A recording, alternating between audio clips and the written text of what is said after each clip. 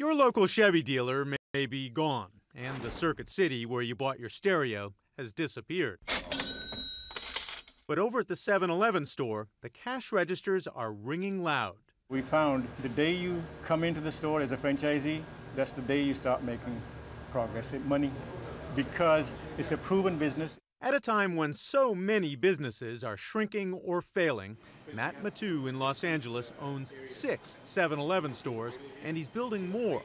The American appetite for a quick cup of joe and something to eat has combined with the commercial real estate crash to re-energize the familiar old 7-Eleven. This is actually a best time to expand because the real estate is easy to get into with less money, and getting into the neighborhoods that are run down. Rents are down, empty storefronts are up, and 7-Eleven wants to move in. In the midst of this recession, 7-Eleven has ambitious plans to expand by the end of 2011 with 400 stores, not only in Southern California, but Texas, New York, Florida, Washington, D.C., Baltimore, Chicago, and Denver. You know, this is a great example of our growth, this store right here. This store is 18 months old, was an empty, vacant space here before in the middle of downtown LA. We do 2,000 customers coming through our doors every day. We visited with the boss of 7-Eleven, a West Point graduate who also has training in how to draw one of 7-Eleven's signature Slurpees. You have to do it your way. So mixing and matching is encouraged. So you just put the nozzle into the cup and you pour it. So isn't that a nice looking drink? Very nice, but how is it that 7-Eleven prospers while so many other businesses are hurting? What are you doing that General Motors isn't doing? We're not in the car business, that's what we're doing. Everything you need, anytime you want it. No joke. Oh, thank heaven. They like to say they're in the convenience business, which isn't just coffee, cigarettes, and a day-old sandwich anymore.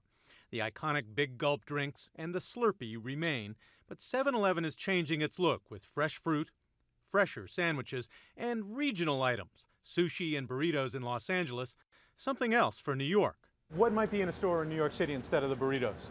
Hot buttered roll. Hot buttered roll. It's a hot roll with butter on it. If you're in New York, it's the #1 selling item. When you pour a cup of coffee, you can't see through it to the bottom anymore.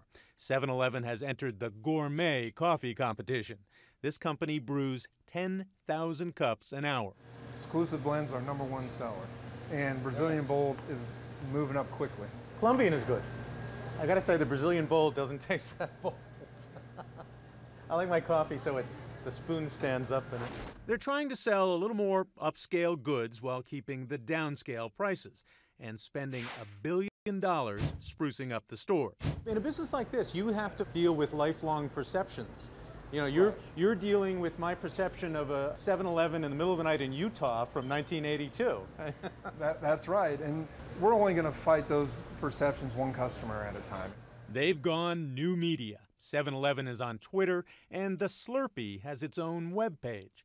They've found their customers are not just cruising the road, they're surfing the net. That 18 to 35-year-old customer is really kind of the core of our consumer group.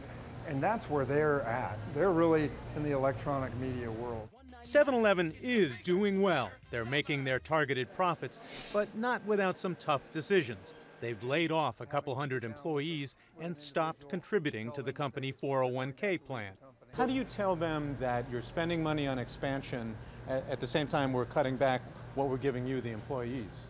Well, unlike a lot of companies, we've had the experience of a bankruptcy or near bankruptcy, but now this leadership team has really committed themselves to not letting that happen again.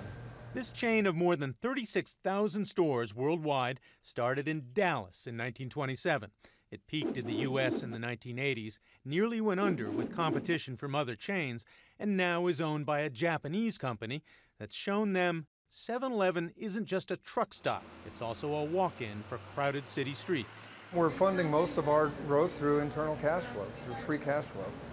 And at the same time, we're able to pay down debts. We feel really good about our position right now. That's what's enabling us to grow. Also enabling them is the yard sale going on in commercial real estate. 7-Eleven's man in charge of real estate travels the country and sees prices down 20 and 30% in some places. You're looking at a lot of vacant lots and empty storefronts? Yes, we're not doing as much ground up development as we have in the past. What we're trying to do is plug into existing strip centers or look at areas that are being regentrified. For Matt Mattu in Los Angeles right now, it's a sure thing. He used to be an aerospace engineer, but now he's building his fortune one hot dog, one Slurpee, and one cup of coffee at a time. Every month, our sales are up and up, not down. It seems that convenience sells when little else does. This is Brian Rooney for Nightline in Los Angeles.